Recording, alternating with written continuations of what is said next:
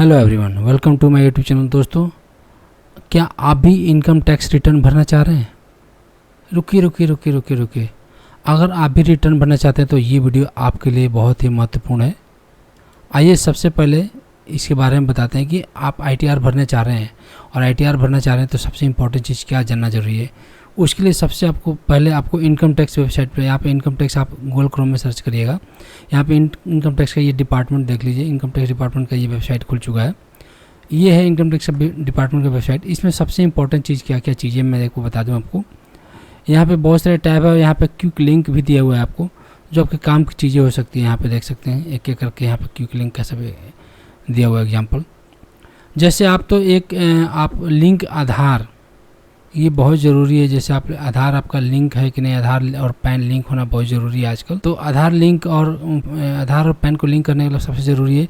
तो आप यहाँ पैन और अपना आधार नंबर डाल के यहाँ पे वैलिडेट करके आप चेक कर सकते हैं कि आपका आधार लिंक है कि नहीं। तो आपको लिंक करना सबसे ज़रूरी है। दूसरी बात, अगर आपने ऑलरेडी पहले से लिंक के लिए प्रोसेस डाल दिया है तो आप चेक कर सकते हैं कि आपका स्टेटस क्या है ना, कि अपना कहाँ तक आपका स्टेटस पहुंचा। तो वेरीफाई पैन स्टेटस यहाँ पे चेक कर लीजिएगा। तो यहाँ से आप चेक कर पाएंगे कि आपका पैन और आधार अपडेटेड है कि नहीं। जैसे आप यहाँ पैन नंबर डाल देंगे, यहाँ मोबाइल अपना नाम डालेंगे, फिर यहाँ डेट ऑफ बर्थ डालेंगे और इसके यहाँ मोबाइल नंबर डालेंगे, कंटिन्यू करेंगे तो आपको पता चल जाएगा कि आपका यहाँ पे पैन नंबर आपका वेरीफाई है कि नहीं, मतलब कि स्टेटस क्या है, वो चीज़ आपको यहाँ से पता चल जाएगा।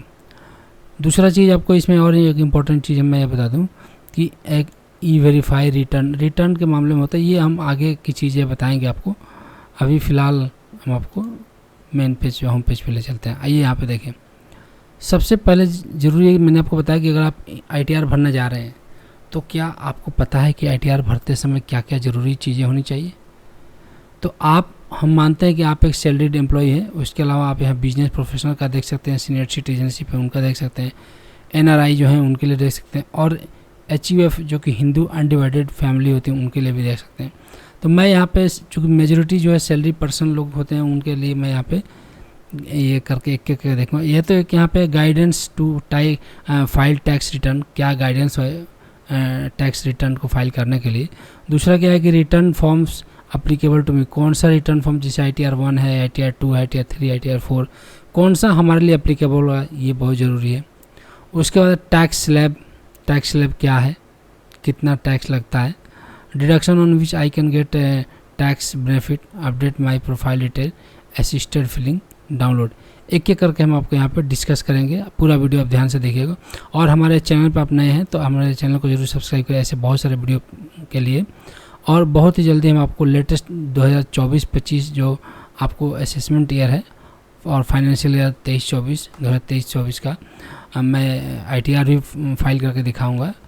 अभी फ़िलहाल आपका ये आप फाइल करने जा रहे हैं, तो फाइल करने से पहले आप ये वीडियो ज़रूर देखिए क्योंकि आपके लिए बहुत ज़रूरी है। सबसे पहले यहाँ पे guide to file tax return, सबसे पहले आप यहाँ पे देख लीजिएगा कि ITR 1 यूजर मैनुअल है, ITR 1 फ्रीक्वेंटली आस्क्ड क्वेश्चंस है, ITR 4 user manual, ITR 4 frequently asked question है। इसमें तो हम इसमें ITR 1 की अभी फ़िलहाल बात कर रहे हैं। ITR 1 मैनुअल देख लीजिए। ये क्या है कि ITR 1 जो हम करते हैं उसको हम सहज भी बोलते हैं। ऑनलाइन यूजर मैनुअल के थ्रू आप यहाँ पे कर सकते हैं। इसमें दे रहा है आपको कि pre filing on filing of ITR service is available to register user on the e filing portal. इस पोर्टल पे आपको मिलेगा।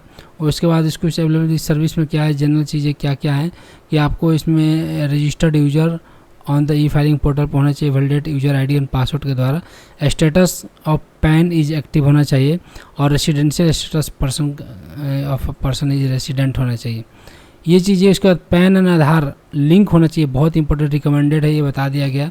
ये आपको मैंडेटरी है, इसलिए ध्यान रखिएगा कि आपका पैन और आधार इसमें लिंक जरूर होना चाहिए। If your PAN is not linked with your Aadhaar, your PAN is made inoperative. आप अगर अपने आधार को पैन से कनेक्ट नहीं किया तो आपका पैन क्या हो जाएगा, इनऑपरेटिव हो जाएगा। In that case you will get a ticker message and your PAN is made inoperative as it is not linked with Aadhaar. Some of the access में बी लिमिटेड। क्या होता है, कुछ चीज़ें आपको लिमिटेड एक्सेस हो जाएगी। You can link and make your pan operative after payment under section 2234H। तो आपको ये ध्यान रखना है कि मतलब कुल मिला के आपको ये है कि पैन और आधार आपका लिंक बहुत ज़रूरी है, लिंक होना बहुत ज़रूरी है। उसके बाद फॉर्म एट ए ग्लांस में देख लीजिए कि इसमें पर्सनल इन्फॉर्मेशन मिलता है, ग्रॉस टोटल इनकम होता है, टोटल डिडक्शन होता है, टैक्स पेड होता है और टोटल टैक्स लिएबिलिटी, ये सारे ऑप्शन आपको मिल जाएगा। यहाँ पे एक एक करके आप देख लीजिएगा कि आप जैसे फॉर्म भरने जब जाएंगे तो बेसिकली आपको ये देखिएगा इस तरह का आपका ITR 1 में आपको पर्सनल इन्फॉर्मेशन के लिए आपको इस तरह का टैब सब मिलेगा। ये आपका टैब आपको एक एक करके भरना है, अपना जो भी डिटेल रहेगा आपको वेरीफाई करना है कि अब सही है कि नहीं। जो चीज़ आपको गलत लगे वहाँ पे आप एडिट भी कर दीजिएगा। यहाँ पे आपको देखिए कि जो फाइलिंग सेक्शन करते हैं, फाइलिंग अंडर सेक्शन 139(1) है, 4 है, 139(5) है, 1192(b) है, 2 सब भी है। तो इस तरह की चीज़ आपका किस सेक्शन में आपको आता है, ये सारी चीज़ें आपको जब हमारा अभी कंप्लीट वीडियो देखेंगे तो उसमें ये नज़र आएगा। उसके बाद से बैंक डिटेल आपको एक वैलिडेट होना चाहिए, कम मिनिमम एक बैंक तो आपको वैलिडेट होना चाहिए इसमें, ये सबसे ज़रूरी चीज़ है, ध्यान रखिएगा। अगर अब तक बैंक वैलिडेट नहीं किया तो आप बैंक वैलिडेट जरूर कर लीजिए। उसके बाद आपको ग्रॉस टोटल इनकम आप यहाँ पर देख लीजिएगा कि आपका ग्रॉस सैलरी रहता है, उसका एग्जाम्पटम अलाउंस जो रहता है वो रहता है, इनकम क्लेम जो रहता है रिलीफ उसका टैक्सेशन अंडर सेक्शन 89(a) के, नेट सैलरी डिडक्शन, ये सारी चीज़ें आपको यहाँ पे अपडेटेड आपको करनी पड़ेगी। हाउस प्रॉपर्टी से जो इनकम है उसको आप यहाँ पे इस तरह के जो आपका सेक्शन आएगा उसमें आप डाल दीजिएगा। इनकम फ्रॉम अदर सोर्स में डालना होगा। एग्जाम्प्ट इनकम आपको देखना होगा, ग्रॉस टोटल इनकम आपको शो करेगा। बाकी यहाँ पे ये सारी चीज़ें एग्जाम्प्ट किस किस से आप इनकम एग्जाम्प्ट करना चाहते हैं तो वो चीज़ आप यहाँ डालना पड़ेगा। उसका टोटल डिडक्शन जो है, टोटल डिडक्शन आपको यहाँ पे बहुत ध्यान से आपको देखना होगा कि इसमें 80cc, 80D और 80G, 80GGA और 80TTA और 80TTB के बारे में इसमें दिया गया। अब इस और भी बात से इसमें डिडक्शन है, सब शो ऑल डिडक्शन आप करेंगे तो आपको यहाँ पे इस फॉर्म में आपको जब ITR फाइल करने जाएंगे तो वहाँ पे आपको मिल जाएगा वो सारी चीज़ें। टैक्स पेड है, क्या क्या आपने टैक्स पेड किया है, कहाँ कहाँ कितना किया है, क्या क्या लगा, वो सारी चीज़ें आपको यहाँ पे शो करेगी। उसका टोटल टैक्स लिएबिलिटी जो रहेगी वो आपको यहाँ पे फाइनल हो जाएगा। तो ये सारी चीज़ें आपको इस तरह से मिल जाएंगी। उसका फाइनल आपका जो होगा ये आपका एक होम पेज हो जाएगा, जो होम पेज में आपको यहाँ पे अभी मैं आपको दिखा रहा हूँ। इसके अलावा आप यहाँ पे एक एक करके देख सकते हैं कैसे होम पेज में आपके कहाँ कहाँ कैसे जा सकते हैं। तो नॉर्मली वो चीज़ें हम आपको वहाँ भी बताएंगे, लेकिन फिलहाल आप यहाँ पे देख लीजिएगा कि जैसे आप ई फाइलिंग है, ई फाइलिंग में इनकम टैक्स जाएंगे, फाइल इनकम टैक्स रिटर्न पे जाएंगे और वहाँ पे जैसे रिटर्न जाएगा तो आपको यहाँ पे एक पॉपअप लिंक आएगा, लिंक नाउ करके आएगा ऑप्शन। उसके बाद आप यहाँ पे देखेंगे कि जो इनकम टैक्स रिटर्न का जो ITR का जो असेसमेंट ईयर है, current AY means assessment year होता है 24-25, लेकिन आप जो इसमें ITR फाइल करते हैं वो 2023-24 फाइनेंशियल ईयर का करते हैं। तो आप ध्यान रखें कि यहाँ पे असेसमेंट ईयर 2024-25 जरूर डालें। ये सारी चीज़ें आपको यहाँ पर रहेंगी। उसका इनकम टैक्स रिटर्न यहाँ पे आप ITR जिसे भरने जा रहे हैं 1, तो यहाँ पर रिज्यूम फिलिंग कर सकते हैं। पहले से कोई डाटा भर के रखे हैं तो ठीक है, नहीं तो आपको स्टार्ट न्यू फाइलिंग करके आप यहाँ से जा सकते हैं। इसको एक एक करके देख सकते हैं। यहाँ पे इंडिविजुअल्स के लिए, HUF अदर्स के लिए आप इंडिविजुअल के तो इंडिविजुअल वाले में यहाँ पे क्लिक करके आप आगे बढ़ जाइए। उसके बाद अपना ITR फॉर्म जो भी सिलेक्ट है, ITR 1, 2, 3, 4 जो भी रहेगा वो आप सिलेक्ट कर लीजिए। उसके बाद प्रोसीड करिए। प्रोसीड करके ITR 1 अगर आपने सेलेक्ट कर लिया तो प्रोसीड करके बाद आपको एक एक करके यहाँ पे इनकम टैक्स 1 रिटर्न 1 कर रहे हैं जो ITR इसे बोलते हैं इनकम टैक्स रिटर्न 1। तो ITR 1 जो आप यहाँ फिल कर रहे हैं तो इसमें आपको ये ऑप्शन देखना है कि आप क्यों भरना चाहते हैं, प्रोसीड क्यों कर रहे हैं। ये सारी चीज़ें आपको यहाँ पे मिल जाएगी। उसका पर्सनल इन्फॉर्मेशन आपको वैलिडेट करना होगा। फिर फिलिंग सेक्शन आपको, फाइलिंग सेक्शन जो रहेगा वो आपको भरना रहेगा। उसके बाद से प्री फाइल्ड रिटर्न आपको जो रहेगा वो देखना होगा आपको। फिर पेमेंट आपका कितना करना होगा वो आपको पेमेंट कर लीजिए, या फिर पे लेटर के ऑप्शन में भी जा सकते हैं।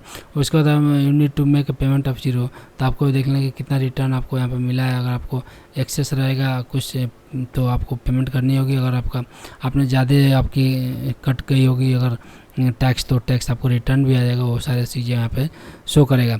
तो ये तो एक प्रीव्यू आपको दिया गया जहाँ से आप ये चीज़ें सारी चीज़ें एक एक करके स्टेप आप ITR 1 के लिए कर सकते हैं। अब मैं आपको एक बार दोबारा से होम स्क्रीन पर, जैसे मैं ये बताया था कि होम स्क्रीन है, और होम स्क्रीन में आपको यहाँ पे देख सकते हैं कि यहाँ पे सैलरी और ये एक चीज़ देख लीजिए। यहाँ पे जो रिटर्न फॉर्म जो मैं बताया था कि रिटर्न फॉर्म आप कौन सा फॉर्म भरें, पहले ये जानना बहुत ज़रूरी है कि ITR 1 जो जिसको हमने सहज फॉर्म बोला, ये एप्लीकेबल फॉर इंडिविजुअल्स के लिए होता है। और इसमें आप देख सकते हैं कि इसमें जो this return is applicable for a resident of a resident other than not ordinarily resident, individual having total income from any of the following sources up to ₹50 lakh, मतलब 50 लाख तक का इनकम है तो आपको ITR 1 भरेंगे, जिसमें आपको सैलरी और पेंशन हो सकता है, 1 हाउस प्रॉपर्टी हो सकता है, ध्यान रखिएगा एक ही हाउस से प्रॉपर्टी का आपका मतलब आपका इनकम होना चाहिए। अदर सोर्स जैसे इंटरेस्ट हो गया, फैमिली पेंशन हो गया, डिविडेंड हो गया एक्सेट्रा, अगर और एग्रीकल्चर इनकम आपको 5,000 से कम तक का होना चाहिए, तब आप इस ITR 1 को भरेंगे। और कौन कौन लोग ITR के लिए ITR 1 can not be use by A person who, कौन कौन से ITR नहीं भर सकते, ये सारे फुलफिल होने के बाद भी आपको ये देखिएगा। जैसे आप कोई किसी कंपनी में डायरेक्टर हैं तो आपके लिए ITR 1 नहीं भरना है। और अगर हैज़ हेल्ड, आपको ऐसा पर्सन है जो held any unlisted equity share, अगर अनलिस्टेड इक्विटी शेयर आप at a time of during the previous year, आप पिछले साल जो मतलब 23-24 के से जो फाइनेंशियल ईयर उसमें आपने अगर होल्ड किया है तो आप नहीं भर सकते हैं। Has any asset including financial interest in any entity located outside India, और has signing authority in any account located outside India, अगर इंडिया से बाहर में आप किसी तरह का कोई साइनिंग अथॉरिटी रखते हैं तो भी नहीं कर सकते हैं। Has income from any source outside, अगर बाहर से किसी इंडिया के बाहर से कहीं आपका इनकम आ रहा है तो फिर आप ये ITR 1 नहीं भर सकते हैं। A person whose case tax has been deducted under section 194N के तहत आप कोई टैक्स डिडक्ट हो तो उसमें आपने इसमें ITR 1 नहीं भर सकते हैं। A person who is case payment of और deduction of tax has been deferred on ESOP से अगर डिफर्ड आपका है तो उसमें भी नहीं कर सकते हैं। Has any bought forward loss and loss to be carried forward under the any head of income, तो हेड ऑफ इनकम में अगर कहीं भी आपका कोई लॉस हो रहा है या कैरी फॉरवर्ड कर रहे हैं तो भी आप नहीं कर सकते हैं। अगर टोटल इनकम आपका 50 लाख से ज़्यादा है तो भी आप ITR 1 नहीं भर सकते हैं। तो ये सारे कंडीशन है कि आप ITR कौन लोग भर सकता है, कौन लोग नहीं भर सकता, ये चीज़ें आपको अब इसमें होता है कि ITR 2 applicable of individual and HUF दोनों के लिए हो सकता है। तो अब इन दोनों के लिए जब होता है तो इसमें आपको ध्यान रखना है कि इसमें जो आपका है कि ITR जो आप इसमें भरेंगे तो ITR 2 जो है इंडिविजुअल और HUF दोनों के, जैसे इसमें था कि सिर्फ इंडिविजुअल के लिए HUF के लिए नहीं था, ये दोनों के लिए है। तो this return is applicable for individual and Hindu undivided family, दोनों के लिए हो सकता है। Not having income under the head profit and gain of business और profession and who is not eligible for filing tyre 1 filing ITR 1, अगर ITR 1 जो applicable नहीं होगा वो फिर ITR 2 के लिए अप्लीकेबल होगा, ध्यान रखना है। और ITR 2 जो है आपका ये दोनों के लिए हो सकता है अप्लीकेबल, इंडिविजुअल और HUF मतलब इसके लिए। ITR 3 जो है अप्लीकेबल ये भी इंडिविजुअल और HUF के लिए होता है, लेकिन this return is applicable for individual and Hindu undivided family HUF having income under the head profit and gain of business और प्रोफेशन।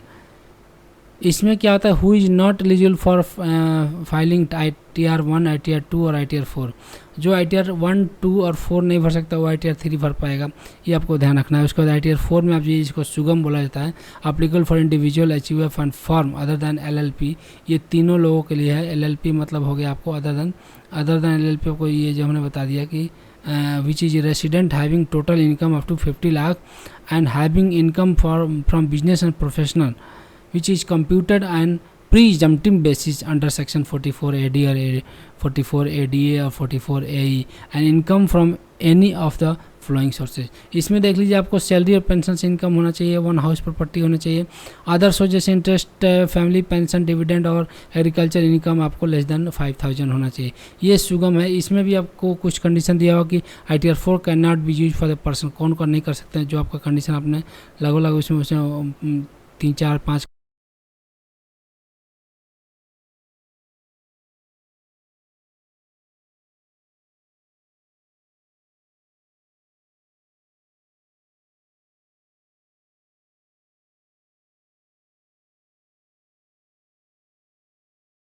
ये तीनों लोगों के लिए है। LLP मतलब हो गया आपको अदर देन LLP को ये जो हमने बता दिया कि which is resident having total income up to 50 lakh and having income from business and professional which is computed and presumptive basis under section 44AD or 44ADA or 44AE and income from any of the following sources. इसमें देख लीजिए आपको salary और pension से income होना चाहिए, 1 house property होना चाहिए, अदर सोर्स जैसे इंटरेस्ट, फैमिली पेंशन, डिविडेंड और एग्रीकल्चर इनकम आपको लेस देन 5,000 होना चाहिए।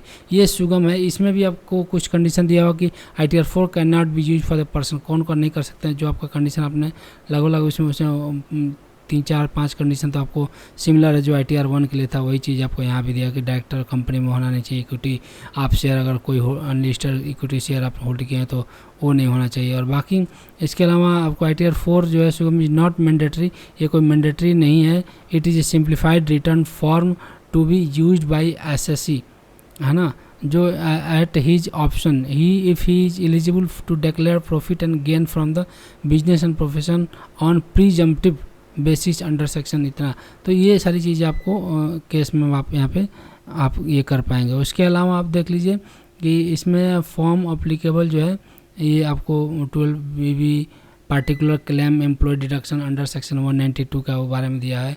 उसके बाद फॉर्म 16 जो बेसिकली आपको certificate to tax deducted at source on salary, जहाँ से आपकी सैलरी मिलती है वहाँ से आपको ये मिल जाएगा। उसके अलावा आप देखिए फॉर्म 16A जो होता है ये भी आपको TDS on income other than salary पे आपको वो चीज़ मिल जाता है। उसके बाद फॉर्म 67 आपको मिल जाएगा, फॉर्म 26AS मिल जाता है आपको, देख लीजिए यहाँ पे टैक्स डिडक्टेड करके। ये सारी चीज़ें आपको यहाँ पे इनकम टैक्स की वेबसाइट पे, AIS भी आपको इनकम टैक्स की वेबसाइट पे मिल जाता है आपको यहाँ पे। मैं एक एक करके आपको बता दूंगा ये सारी चीज़ें, मैं अगला जो हमारा टॉपिक आएगा उसमें। अभी फ़िलहाल मैं आपको एक ओवरव्यू दे रहा हूँ कि आपको टैक्स स्लैब बेसिकली देख लीजिएगा। असेसमेंट 24-25 का जो है यहाँ पे टैक्स स्लैब को एज वाइज बांटा गया कि अगर 60 साल से कम उम्र का है, अगर रेसिडेंट या नॉन रेसिडेंट है तो उनके लिए क्या है कि ओल्ड टैक्स रिजीम क्या है और new tax regime under section 115 BAC के अंतर्गत आया है। तो दोनों में देख लीजिए आप, इसमें क्या है कि 2.5 लाख तक आपको बिल्कुल आपको इनकम टैक्स से आपको बिल्कुल नील है, लेकिन 2.5 लाख से 1 रुपये 2.5 लाख 1 रुपये लेकर 5 लाख तक का जो है 5% अबव है। 2.5 लाख से ऊपर का जो भी अमाउंट रहेगा उसमें, मतलब आपके पास 5 लाख का अगर इनकम होगा तो 2.5 लाख तक आपको फ्री है। 2.5 लाख के बाद जो ऊपर रहेगा उसमें 5% आपको टैक्स लगेगा।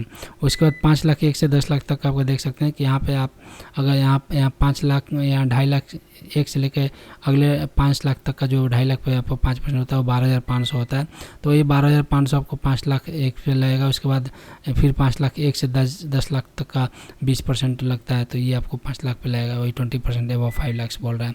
उसके बाद अबव 10 लाख पे जो आएगा आपको 1,12,500 आपको इसमें टोटल आपको ये बन जाता है, जो कि यहाँ से 20% ऑफ 5 लाख का जो बनेगा वो आपको 1 लाख रुपये हो जाएगा। तो 1,12,500 प्लस 30% अबव 10 लाख जो रहेगा, 10 लाख से ऊपर जो भी रहेगा। तो ये आपको टैक्स स्लैब आपको ओल्ड रिजीम में, न्यू टैक्स रिजीम में आप देख लीजिए कि 3 लाख तक आपका नील है, कोई भी नहीं रहेगा। 3 लाख से 6 लाख जब आप जाएंगे तो आपको 5% आपको 3 लाख से ऊपर का लगेगा। उसके बाद 6 लाख से 9 लाख के बीच का जो रेशियो है उसमें आप देख सकते हैं यहाँ पर 3 लाख का जो 5% जो रहता है 15,000 रुपये यहाँ पे मिलेगा आपको लग जाएगा। तो ये 15,000 आपको ये 6 लाख का हो गया। 6 लाख से ऊपर का जो रहेगा 10% ऑफ द 6 लाख, तो यहाँ पर 60,000 ये 10% ऑफ द 3 लाख मतलब 30,000 यहाँ पर बन जाएगा। क्योंकि 6 लाख से ऊपर 9 लाख में 3 लाख बन रहा है, तो 3 लाख का 10% यहाँ पर 30,000 हो जाएगा। 30,000 15,000 45,000 आप देख सकते हैं। 9,000 से ऊपर के में 45,000 प्लस 15% जो आपका ऊपर हो जाएगा, मतलब अगले 3 लाख का तो 15 45,000 और बन जाएगा। तो 45 45 90 12 लाख से 15 लाख के बीच में आपको 90,000 प्लस 20% ऑफ अबव 12 लाख। तब 12 लाख से ऊपर 15 लाख तक अब ये तो 3 लाख हो जाता है, इसका 20% 3 लाख का 20 थे 60, मतलब कि 60,000 रुपये यहाँ पे ये हो जाएगा। तो 9 6 15 1,50,000 आपको यहाँ पे टैक्स हो जाएगा। और अबव 15 लाख के आपको 30% ये रहेगा। 30% आपका 15 लाख से ऊपर का जो अमाउंट रहेगा वो पे आप उस पर लगेगा। तो इस तरीके से आप यहाँ पे देख सकते हैं किस स्लैब में आपका कितना पैसा, आपका क्या सैलरी आ रही है, उसके अकॉर्डिंग आप यहाँ पे टैक्स रिज्यूम भी आप सेलेक्ट कर सकते हैं। इसी तरह आप सिमिलरली आपको 80 साल और 60 साल के बीच के जो लोग हैं उसके बीच का एक टैक्स स्लैब यहाँ पर बनाया गया, वो एक अलग अलग तरीके से आप देख सकते हैं। थोड़ा बहुत इसमें चेंजेज है, बहुत ज़्यादा नहीं है, इसमें भी लगभग वही चीज़ है समवट। और उसके बाद आपको यहाँ पर 80 साल से ज़्यादा जो लोग उनके लिए भी यहाँ पे अलग से ये बनाया गया है। उसके बाद यहाँ पे this rate of surcharge under the tax regime 50 lakh तक नील है, इसमें कोई भी सरचार्ज नहीं है। न्यू टैक्स रिजीम में भी कुछ नहीं है। 50 लाख से 1 करोड़ के बीच में जो आपका 10% है, उसके बाद से 1 करोड़ से 2 करोड़ 15% है, 2 करोड़ से 5 करोड़ 25%, और 5 करोड़ से ऊपर जब जाएंगे तो 37 और इसमें 25% है न्यू टैक्स रिजीम में। तो ये सरचार्जेस जो हैं एप्लीकेबल रहेंगे, ये सारी चीज़ें आपको इसमें आपको देख लेना है। उसके बाद आपको यहाँ दिया गया कि कुछ रिबेट आपको मिलेंगे सेक्शन 87A के तक न्यू टैक्स रिजीम में। ओल्ड टैक्स रिजीम में आपको ये रिबेट नहीं मिल जाएगा। यहाँ पे अप टू जो आप 5 लाख तक आप देख सकते हैं जो आपका ये है वो आपको यहाँ पर रिबेट मिल जाएगा। Tax rebate up to 12,500 applicable for the resident individual if total income does not exceed 5 lakh not applicable for the NRI के लिए एप्लीकेबल नहीं है। उसके बाद 5 लाख से 7 लाख का जो है इसमें नील है, इसमें को ओल्ड टैक्स रिजीम में कोई आपको रिबेट नहीं मिलेगा। यहाँ पे आपको देखें टैक्स रिबेट जो आपको अप टू 25,000 मिल जाएगा आपको, कब तक 7 लाख तक का। तो ये सारी चीज़ें आपको यहाँ पे आप क्लियरली आप देख सकते हैं। उसके बाद आप यहाँ पे 50 लाख से 1 करोड़ का भी आप यहाँ पे ये दिया है। ये मार्जिनल रिलीफ है, ये मार्जिनल रिलीफ सभी की जरूरत नहीं है, आई थिंक आपको इसकी ज़रूरत नहीं है। उसके बाद मैं यहाँ पर सेक्शन कुछ ATC, ATCCC और ATCCD1 की बात कर लूँगा मैं कि ATC में आपको देखिए लाइफ इंश्योरेंस प्रीमियम होता है, प्रोविडेंट फंड होता है, subscription of certain equity share होता है, ट्यूशन फी आपको इसी में आता है, नेशनल सेविंग सर्टिफिकेट है, हाउसिंग लोन आपको प्रिंसिपल वगैरह वो है, अदर वेरियस आइटम्स है, ये सारी चीज़ें ये। और उसके बाद ATCCC में एन्युटी प्लान ऑफ LIC और other ensure towards pension scheme हो गया। ATCCD1 में pension scheme of central government आपको आ जाता है, जैसे आजकल नेशनल पेंशन स्कीम जो है NPS के थ्रू आपको करता है। इसमें ओवरऑल जो कंबाइंड डिडक्शन आपको रहेगा 1,50,000 का रहेगा। उसके बाद ATCCD1B के तहत आपको स्टैंडर्ड डिडक्शन जो होगा 50,000 सभी को मिल जाता है, तो ये ATCCD सेक्शन के तहत। ATCCD2 के तहत आप देख लीजिए यहाँ पे क्या होगा कि एम्प्लॉई इज ए PSU और अदर में रहेगा तो deduction limit of 10% of the salary. Employee is central और स्टेट गवर्नमेंट का रहेगा तो deduction of 14% of the salary रहेगा। ये चीज़ आपको यहाँ पे देख सकते हैं। उसके ATCCH में भी आपको कुछ यहाँ पे नॉर्म्स हैं, वो भी आप देख लीजिए कि ये जो क्या है कि यहाँ पे सेंट्रल गवर्नमेंट का यहाँ पे अलग कंट्रीब्यूशन दिया हुआ है यहाँ पे, और फिर यहाँ पे जो कॉप्स हैं, अग्निवीर हैं, उनके लिए अब अलग से कुछ बनाया गया है। 80D में आप देख लीजिए, 80D में आप deduction of payment of health insurance premium और प्रिवेंटिव हेल्थ चेकअप के लिए आपको जैसे सेल्फ है या स्पाउस और डिपेंडेंट चिल्ड्रन है तो 25,000 और 50,000 if any person of senior citizen है तो 50,000 उसके लिए हो जाएगा। 5,000 फॉर प्रिवेंटिव हेल्थ चेकअप के लिए आपको यहाँ पे मिल जाता है। पेरेंट्स के लिए 25,000 और 5,000 आपको अगर सीनियर है तो 50,000 हो जाएगा, और प्रिवेंटिव हेल्थ चेकअप के लिए 5,000 आपको। सेल्फ के लिए स्पाउस या डिपेंडेंट चिल्ड्रन है तो डिडक्शन उसमें 50,000 का, और पेरेंट के लिए भी 50,000 का हो जाएगा। सेक्शन 80DD में आपको देख लीजिए यहाँ पे फ्लैट डिडक्शन जो है 75,000 का available for a person with disability और रिस्पेक्टिव एक्सपेंस इनकर्ड हो जाए। 2% डिसेबिलिटी में वो लोग आते हैं उनके लिए आपको यहाँ पे 75,000 का, और deduction of 1,25,000 the person have a severe disability 80% और उससे ज़्यादा है तो 1,25,000 का यहाँ पे डिडक्शन 80DD के अंतर आ जाता है। 80DD-B में आपको देख लीजिए डिडक्शन लिमिट ऑफ 40,000 और 1 lakh if senior citizen, deduction toward the payment made toward the medical treatment of self और डिपेंडेंट और फॉर स्पेशल डिजीज।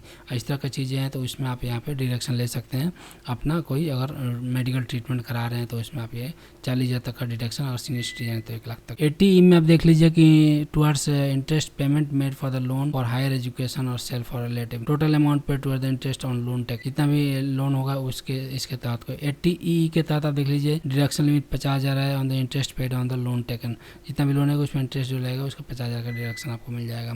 उसके बाद यहाँ पे 80EE में आपको देख लीजिए 1,50,000 आपको टोटल है interest paid on the loan token पे आपको है। इसको 80EB में डिडक्शन लिमिट है 1,50,000 interest paid on the loan token. इसमें अलग अलग तरह के दिया हुआ है कि आप परचेज ऑफ इलेक्ट्रिक व्हीकल के लिए था, और ये आपको first time whether loan is sanction between इतना, तो ये आपको अलग अलग कंडीशन के हिसाब से दिया हुआ है। उसके बाद 80G में भी आप देख सकते हैं फंड, चैरिटेबल इंस्टीट्यूशन एक्सेट्रा और डोनेशन में आप डिडक्ट कर सकते हैं, तो बिलो कैटेगरी में विदाउट एनी लिमिट में 100% deduction, 50% no deduction shall be allowed under the section in respect of donation made cash exceeding 2000 से ऊपर अगर आप ये कर दें तो इसमें कोई डिडक्शन आपका नहीं आएगा, बाकी चीजों में डिडक्शन आपको यहाँ पे मिल जाएगा। सब्जेक्ट टू क्वालिफाइड लिमिट में देख लीजिए 100% है। उसका सेक्शन 80G में देख लीजिए कि rent paid reduced by 10% of the total income before, इसमें कोई डिडक्शन आपका नहीं आएगा, बाकी चीजों में डिडक्शन आपको यहाँ पे मिल जाएगा। सब्जेक्ट टू क्वालिफाइड लिमिट में देख लीजिए 100% है। उसका सेक्शन 80G में देख लीजिए कि rent paid reduced by 10% of the total income before this deduction 5,000 per month के हिसाब से आप यहाँ पे ये आपको 80G के अंदर आपको आ जाएगा। 25% of total income excluding long term capital gain, short term capital gain under section 111A और इनकम अंडर सेक्शन 115A और 115D के अंतर्गत आ जाएगा। यहाँ पे फॉर्म 10BA टू बी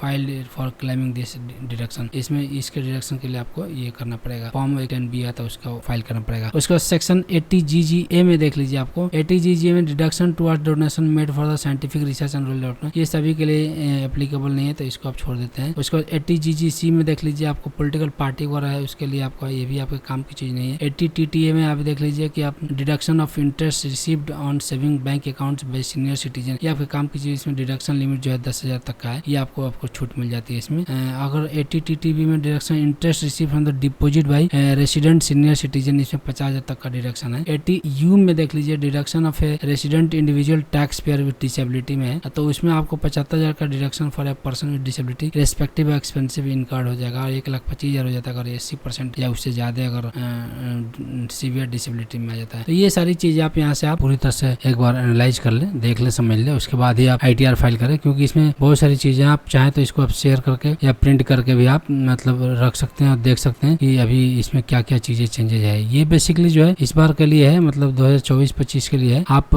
जब भी फाइल करें, यहाँ पे आप देख सकते हैं फ्लैश भी कर रहा है ये ऑप्शन आपको, कि आप सारे यहाँ पे ऊपर में एक एक करके देख सकते हैं कि आपको बताया गया है यहाँ पे कि attention taxpayer please compare the tax liability under the new tax and old tax regime before filing the return. इसमें मेंशन भी किया हुआ कि आप अपना दोनों कंपेयर कर ले, उसके बाद आप ITR 1, 2, 3 जो भी आपका 7 तक है वो फाइल करें, और दोनों को ही ऑनलाइन मोड और ऑफलाइन दोनों मोड के लिए आपको फाइनेंशियल ईयर 23-24 और असेसमेंट ईयर 24-25 में आपको लाइव हो चुका है, तो आप भर सकते हैं। तो अभी बेसिकली अब आप चाहें तो यहाँ से इनकम टैक्स वेबसाइट से अपना ITR भर सकते हैं, नॉर्मल है। अगर ज्यादा कॉम्प्लिकेशन हो तो फिर आप किसी CA के थ्रू भी करा सकते हैं, और अगर सिंपल आपका ज्यादा कोई कॉम्प्लिकेशन हो ITR 1 अगर भरने में कोई दिक्कत नहीं होती है। तो दोस्तों आपको ओवरऑल ये वीडियो कैसा लगा हमें कमेंट सेक्शन में जरूर बताइएगा, और ऐसे और भी सारे वीडियो पाने के लिए हमारे चैनल को जरूर सब्सक्राइब करें, चैनल को सब्सक्राइब करें और बेल आइकन को दबाना ना भूलें, ताकि आने वाले जो भी नोटिफिकेशन हो वीडियो के लिए वो आपको मिलते जाए। Thanks for watching this video, thank you so much.